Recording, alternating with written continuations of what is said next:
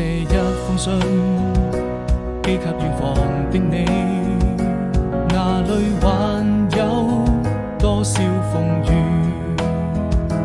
和情意？腳下時還玩笑可睡，存留不捨流淌記憶。你的歡笑是那麼幸福甜蜜，此刻都珍藏心底，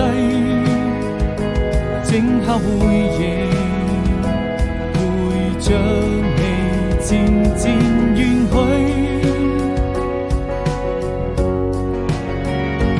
我需這一生，只要還能為你找回自己。寂寞的時候，請點一盞燈亮起，在無數個黑夜裏，但永遠都不會分離。是否就可以我們像兩顆心連在一起？